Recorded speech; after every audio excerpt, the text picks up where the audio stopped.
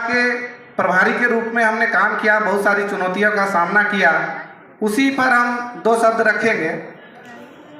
जयराम दा लगातार किसी भी मंच से एक बात बोलते हैं कि हमारे बीच में 3D का पालन होना चाहिए। 3D का करने का मतलब है डिटर्मिनेशन, डेडिकेशन और डिसिप्लिन। हमेशा कहते हैं कि दो चीज़ का पालन हमेशा होता है, डेडिकेशन भी है, डिटर्मिनेशन भी है, लेकिन डिसिप्लिन का पालन नहीं होता है। अनुशासन जब तक हमारे अंदर नहीं आएगा, कोई भी संगठन को चलाने के लिए अगर अनुशासन नहीं आएगा और जो लोग अनुशासनहीनता का काम करते हैं उन पर कार्रवाई नहीं होगा, तब तक संगठन कभी भी आगे नहीं बढ़ सकता है। इस बात को आपको मानना होगा। लेकिन जयराम दा के विचारों को रखते हुए जो 3D है उसको आज हम 4D में हम तब्दील करना चाहते हैं। जिस तरह से 3G, 2G, 3G, 4G और 5G आ गया है, तो हम भी 3D को 4D करना चाहते हैं।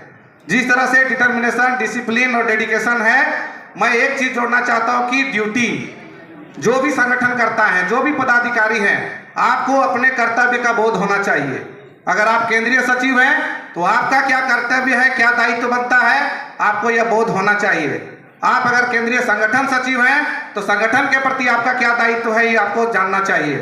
जब तक आप अपने दायित्व को नहीं पहचानेंगे, नहीं जानेंगे, आपका ड्यूटी क्या है, आपका कर्तव्य क्या है, नहीं जान पाएंगे, तब तक आप संगठन को कहीं भी आगे नहीं ले जा सकते हैं।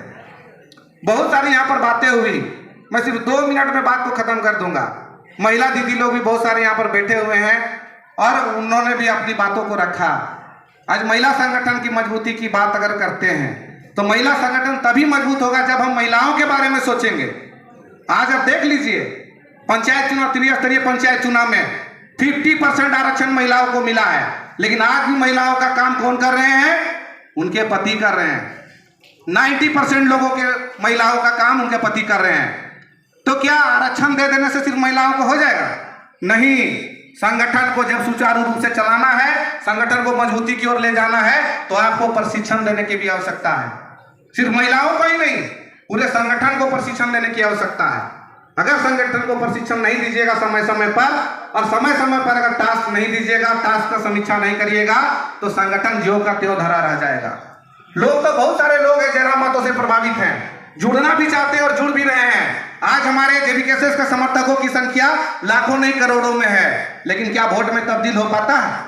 नहीं हो पाता है। तो उसका कारण है संगठन। अगर संगठन के लोग अपनी जवाबदेही को बखूबी निभाएंगे तो जरूर ही एकदम आने वाले समय में हम लोग जयराम दा को मुख्यमंत्री बनाएंगे। और मुख्यमंत्री बनाने से कोई नहीं रोक सकता है। आज जो 8.5 लाख वोट हम लोग पूरे झारखंड में हम लोग प्राप्त किए हैं, तो कहीं ना कहीं आज जयराम दा के विचारों से प्रभावित होकर के उस वोट को मिला है। लेकिन इस बात को भी आपको मानना होगा कि अगर यदि संगठन यदि नहीं रहेगा तो कोई भी विचार, कोई भी विचारधारा को हम पूरे राज्य में नहीं ले जा सकते हैं। इसलिए संगठन का दायित्व को समझना होगा। और एक बात हम इस मंच से प्रस्ताव को हम देना चाहेंगे कि केंद्रीय कमेटी इस पर अगर हो सके तो अमल करे कि अगर यदि हमारी सरकार बनती है तो यह प्रस्ताव ले कि सरकार बनने के बाद महिलाओं को पूरे राज्य में AG to PG, PhD से लेकर के सभी परीक्षाओं में परीक्षा शुल्क भी निःशुल्क कर दिया जाए, चाहे वो कंपटीशन का हो, चाहे PhD का हो, चाहे इंजीनियरिंग का हो। अगर संभव हो तो इस प्रस्ताव को इस मंच से लिया जाए। और एक बात हम कहना चाहते हैं कि विधानसभा चुनाव को लेकर के बहुत सारा असमंजस की स्थिति है। सभी लोग अपने आप को प्रत्याशी घोषित करके घूम रहे हैं। बहुत जगह अभी हमारे मनोज दा भी बोल रहे थे, गुटबाजी का शिकार हो रहा है संगठन। तो हम सभी से आग्रह करेंगे और केंद्रीय अध्यक्ष से भी यह कहना चाहेंगे कि गुटबाजी करने वाले लोगों पर सख्त से सख्त कार्रवाई करें।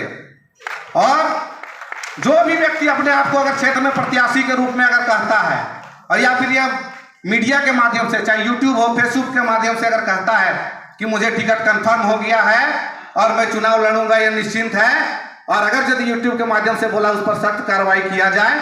और मैं ये भी कहना चाहता हूं साथ में कि अगर कोई भी मीडिया में बाइट देते हैं, मीडिया पे अगर यदि बाइट देते हुए अगर ये कहे जाते हैं कि हमें ये चीज इशारा हो गया है, बोला जा रहा है, तो मैं ये कहना चाहता हूं कि संगठन से बड़ा कोई नहीं है। मीडिया को ना बोलना सीखिए। अगर मीडिया तो सिर्फ मसालेदार खबर चाहती है, मीडिया को यह ना करना सीखिए कि पार्टी तय करेगी, संसदीय बोर्ड तय करेगा और पार्टी के लोग तय करेंगे और जिसको तय करेगा वही चुनाव लड़ेगा। इन्हीं चंद शब्द बातों के साथ मैं अपनी वाणी को विराम देता हूं। जय हिंद, जय झारखंड, जय राम मातो जिंदाबाद।